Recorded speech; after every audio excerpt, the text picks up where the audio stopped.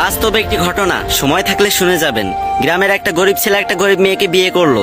বিয়ের পরে ছেলেটি মেয়েটিকে জিজ্ঞাসা করলো, আচ্ছা তোমার জীবনে কি কোনো স্বপ্ন আছে? তখন মেয়েটি বলল, হ্যাঁ আমার জীবনে অনেক স্বপ্ন, আমি একদিন অনেক বড় ডক্টর হব, কিন্তু আমি যে গরিব। তখন ছেলেটি হেসে বলল, আরে এই ব্যাপার, আমি আছি না। তারপর ছেলেটি মেয়েটিকে নিয়ে শহরে চলে গেল। সে প্রতিদিন রিক্সা চালাতো এবং বাসায় এসে নিজেই রান্না বান্না করতো। এদিকে মেয়েটি পড়াশোনা করতে লাগলো। এরকম করতে করতে মেয়েটি একসময় ডক্টর হয়ে গেল।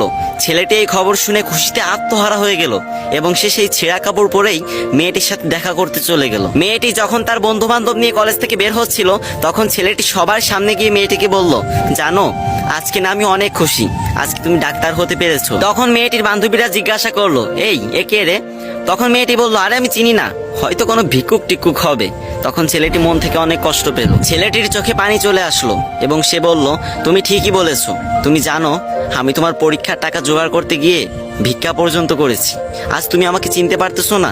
আমি তোমার স্বামী। এই কথা বলার সাথে সাথে মেয়েটি ছেলেটিকে একটা থাপ্পড় মেরে দিল এবং বলল, তোর সাহস তো কম না, তুই তখন থেকে যা ইচ্ছা তাই বলে যাচ্ছিস, আর আমি একটা ডাক্তার, তোর মতো ফকির আমার স্বামী হতে যাবে কেন?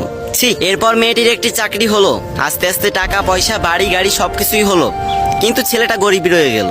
কি বুঝলেন? ওই যে গ্রাম বাংলা একটা কথা আছে না, ভালা মানুষের দাম নাই, উপকারীরা বাঘে খায়।